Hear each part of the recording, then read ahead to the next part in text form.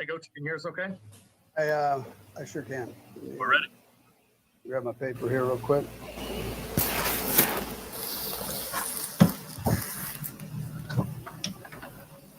All right. As far as the injuries go, Okafor, Saunders, and Ward will be listed as out here in a minute, and so you'll have that.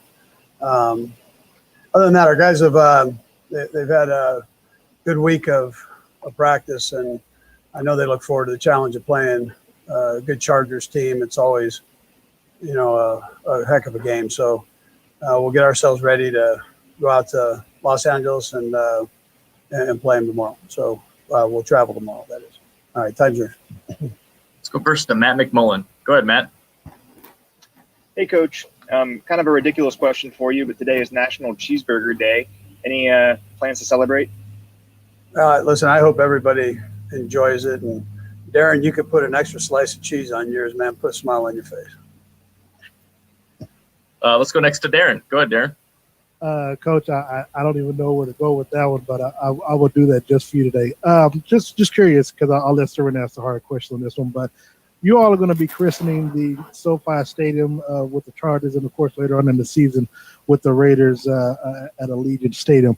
Is there a particular city that you enjoy traveling to when you coach? When you look at the schedule and you get a chance to see, okay, well, I'm going to enjoy some extra time there. Is there a particular city that stands out for you? Yeah, well, normally we get in and, we get out. And even if it's someplace where I grew up, like Los Angeles, I normally just get in and do my thing. And it's all about the game. So we don't get out very much at all. So, and I don't get out at all. That's how it normally goes. So, but listen, I don't mind going there and I don't mind going to the other places. It's just that's where I'm in lockdown once I'm out there. Let's go next to Seren Petro. Go ahead, Seren. Coach, Patrick Mahomes, there was a lot of conversation early in the week about how, he was, and last week after the game about how he was, just taking what was given to him and going with the football where he needed to go. Is that beyond his years, right? Kind of maturity? Is that something that usually takes longer? Is it something that you think the fact that he's got a Super Bowl MVP and an MVP, and he's kind of checked so many boxes so fast that maybe he doesn't have that need to prove himself like maybe other 24-year-old kids might have, 25 now, I guess year-old kids would have?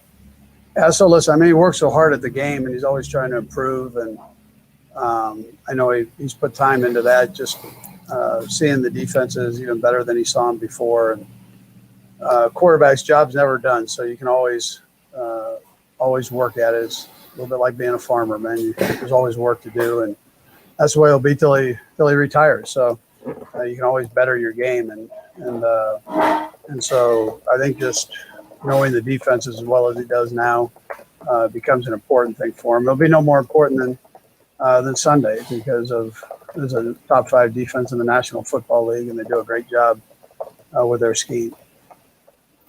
Go next to Adam Teicher. Go ahead, Adam. Hey, Andy. Wanted to ask you about how you feel about your depth at corner now that both of your starters are going to be out on Sunday. And also, I wanted to ask you about Keys. Is there a chance that maybe he's active on Sunday?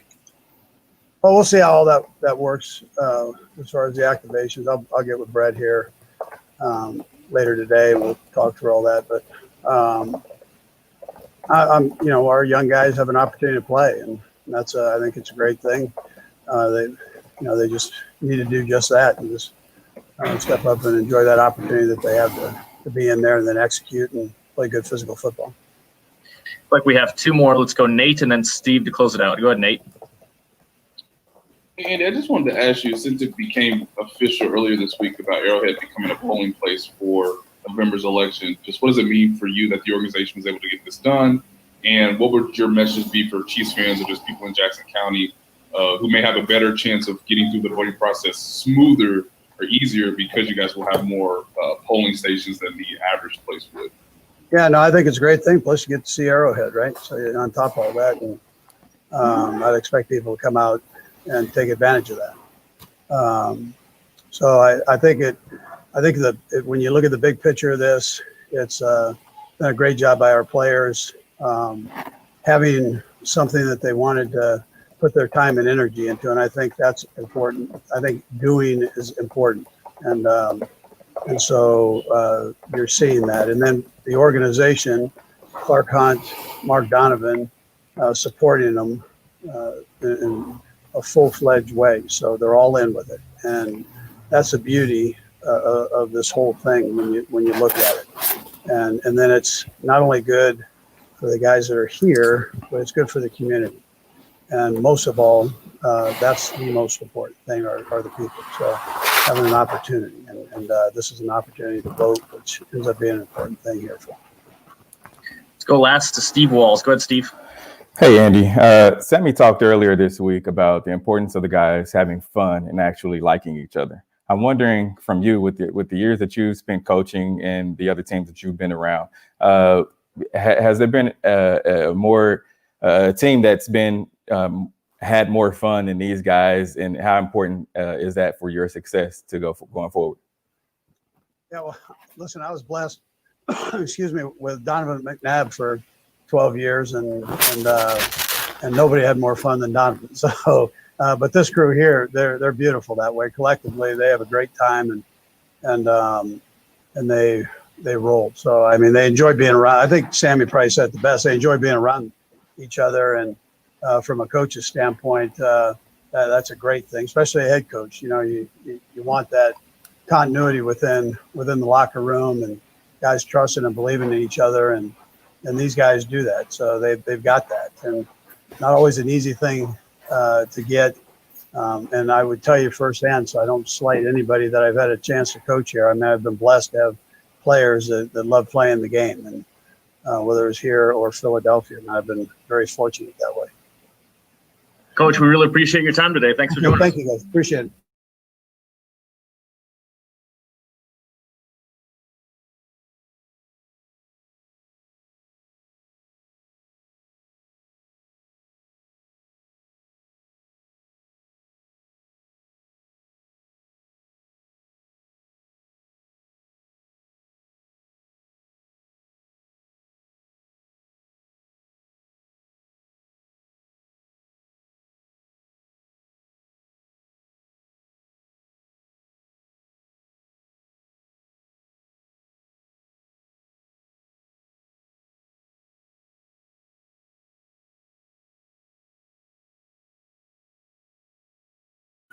Let's start with Matt Derrick. Go ahead, Matt. Hey, KO, good to see you there. I'm curious, you've got a reputation as a brawler, you know, and Eric Bieniemy even yesterday said that he described you as a competitive prick. Do you view yourself that way, and do you take some pride in having that kind of reputation? I wouldn't say I have pride in it, but I mean, it is what it is. I'm very competitive. I hate to lose at anything. I don't even like to lose at Madden. You know, I don't even like to lose if I'm walking next to my girlfriend and she's walking faster than me. So I'm pretty competitive. Go next to Pete Sweeney. Go ahead, Pete. Hey, KO, the quote that jumped out for me when you signed up with the Chiefs was that you could maybe learn some technique and things from guys like Fisher and Schwartz, but you were going to bring some attitude and some pizzazz to the line. Just how has that gone, you know, through the one game? Do you feel like you've maybe made the offensive line a little bit nastier as a whole? I mean, I can't say that I've watched a lot of film on the offensive line play, like of the Chiefs specifically, because I'd be watching the other side of the ball, but it did feel like guys are out there trying to finish. We were flying around, and it's contagious. Like if you see a guy get a pancake, you want one too. It's just kind of like the nature of the game. Like we're all competitive. That's how we got to this level. So, yeah, I would say that it's catching on. We're playing pretty physical right now. We've only have one game under our belt, so we're just getting started. But I know that's why I play the game. It's what makes it fun for me personally. So I'm sure guys are going to catch on to that as well. Let's go next to Nate Taylor. Go ahead, Nate. Nicolette, you mentioned in camp just the excitement that you had for the opportunity to play with Patrick. Now having one game to go through it, obviously looking at the film of where both you guys can be better. Just what was the feeling like on Thursday, and what maybe you may look forward to the rest of the season? Yeah, it was pretty cool. I think we had a drive where, I don't know, I want to say we had like less than 40 seconds or something like that to score. We wanted to get some points before the half. And Fish looks at me in the huddle and he's like, watch this.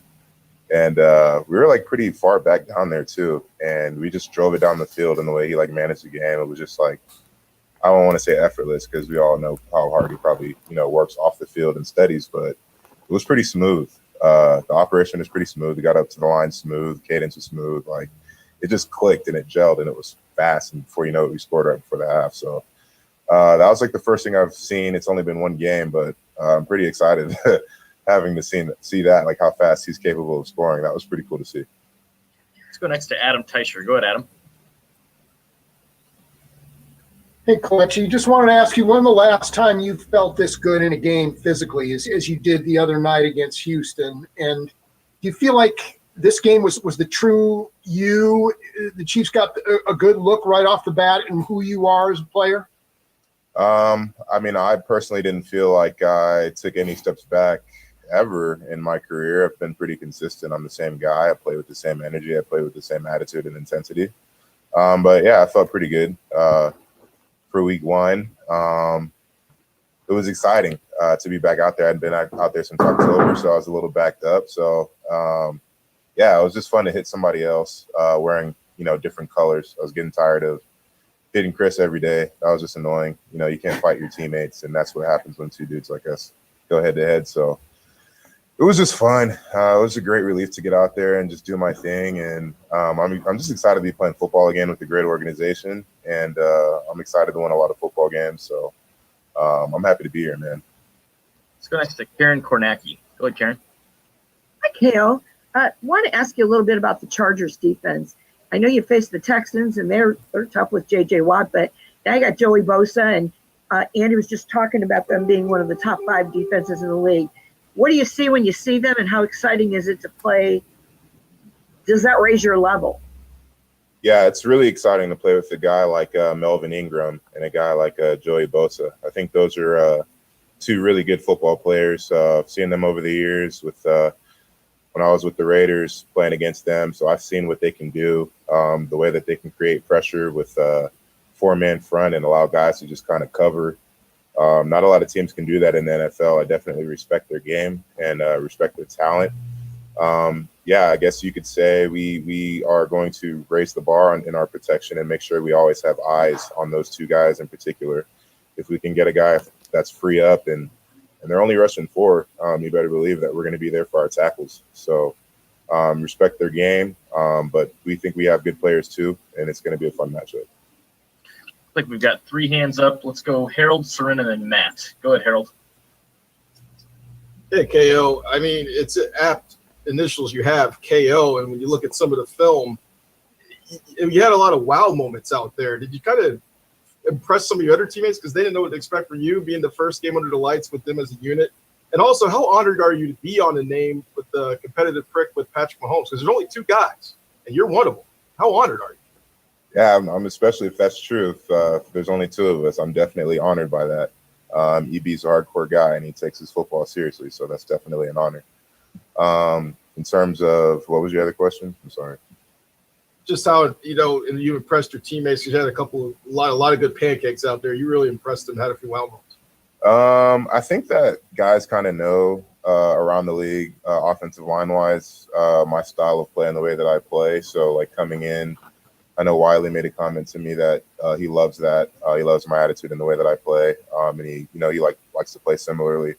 But other than that, I think we all think we're good players. Everybody respects everybody's game. We're all trying to help each other out there. Everybody's trying to learn from each other, and everybody wants to be physical. Everybody wants to finish. Everybody wants to be a good teammate. Everybody wants to be accountable. But like I said, that's just the way that I play. Not everybody plays like that. That's not everybody's style of play. But yeah, I think we all respect each other's style of play. Let's go with our last 2. We'll go Soren and then Matt. Go ahead, Soren. I'm curious what the reputation was of the Chiefs, what you knew of the Chiefs before you got here, and when you're looking around the league and talking to other guys, what you thought it was, and then how it's maybe been exactly that or the way it's been different. From what I've seen and what I know coming in, I knew that this was an outfit that could score at will. They score a lot of points on offense, generally win a lot of games because of that. walking into the indoor facility, I remember looking up and seeing all the AFC championship banners in there. And it's pretty consistent. So just seeing like a tradition of excellence. There's a standard here. Everybody follows. It's accountability. It's hard work. And you kind of see why they're so successful. Just the amount of work that goes into studying in order to be able to grasp a playbook of this complexity. And just the standard of how they practice, how we practice here. It's just at a very high level. And I'm sure, you know, we all work hard, we all prepare at a very high level in the NFL week in and week out. But being a part of this program, part of this organization, there's a certain bar that's been set. So it's nice to kind of be a part of that culture where every single person, whether you're a backup or a starter, is accountable to the work that they need to get done and to be able to play at a high level. So that's really cool to see. That's everything when it comes to like between the lines. What does I mean? And maybe organizations have no reps, you know, as like all the off the field stuff and what it's like to be a part of that. Is there any part of that, or does that not really get talked around the league? I mean, you don't really talk about it. I guess you do among players. We talk about it, but you know, we're not tweeting about it or talking to outside sources about what goes on behind closed doors. But they do things right here, and it's great, and I like it. So go to Matt for the last one. Go ahead, Matt. Hey, Kay, I'm curious. The Chiefs have a really close-knit locker room with guys, you know, like to play basketball, video games, get together at guys' houses. But now that you're supposed to be keeping your distance and everything, and you got plexiglass everywhere and spread out, how have you been able to, as a new guy to the team, build some relationships? And what do you guys do this year to kind of bond together? It's been a lot of Madden and Call of Duty. So just online video games and group chat, like just sending each other funny memes, basically. But we're here like 7 a.m. to like 6:30, 7 p.m. So we're together all the time. So, I mean, a lot of the times we need our own space, but when we don't, yeah, that's what we do. Just video games and group text, basically. KO, we really appreciate you taking the time today. Thanks for joining us. Thanks for having me. All right, guys. We got Mike coming up next.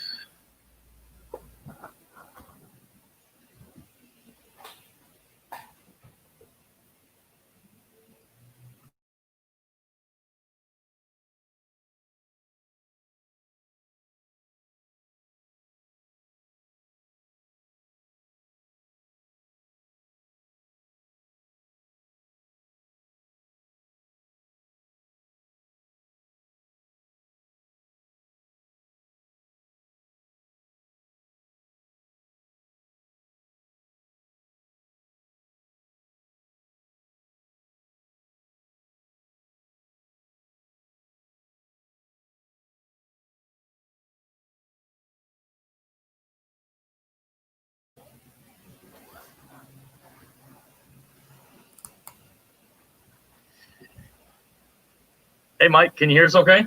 Yeah, I hear you guys. All right, well, we're ready to get started, and we'll start with Pete Sweeney to kick it off. Go ahead, Pete.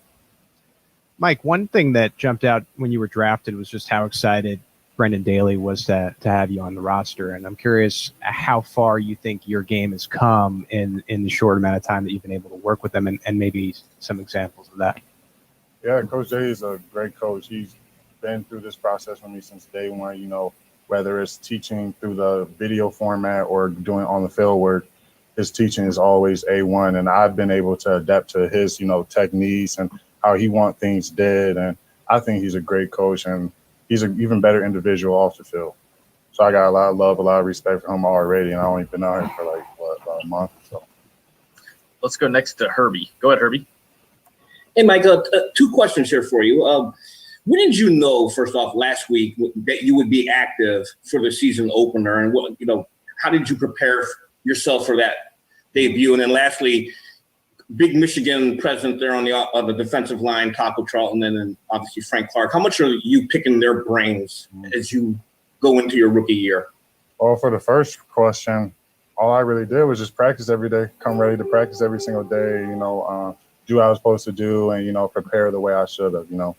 I knew it was like the first week of the season opener, and it was real big and highly anticipated. But, I just came in, did what I had to do, and do what I was asked to do. Then for like being with all the Michigan guys, yeah, of course I'm picking their brains. They've been in the league for some time. They got some experience under the belt. So whatever game or food for thought they can give me, I'm always picking at them. Let's go next to Seren Petro. Go ahead, Seren. Mike, how would you describe your game? Like, if you were to talk about, because, you've kind of played a lot of positions, right? Back in college, you've used the inside, outside. If you were to describe your game, how would you describe it? I would describe it as a versatile, physical football player. I lined up outside, inside, did some stand up, drop back. So, I'm all over the place in the front seven. So, I say first things first, I want to be physical. Then, I got a little finesse to me. So don't fall asleep on that. Let's go next to Matt Derrick. Go ahead, Matt. Hey, Mike, I'm just curious, what were your emotions on Thursday going out there for your first game? And in the fourth quarter, it looked like you were really getting close to Deshaun Watson a couple of times. What was going through your head while you're chasing him on an NFL field?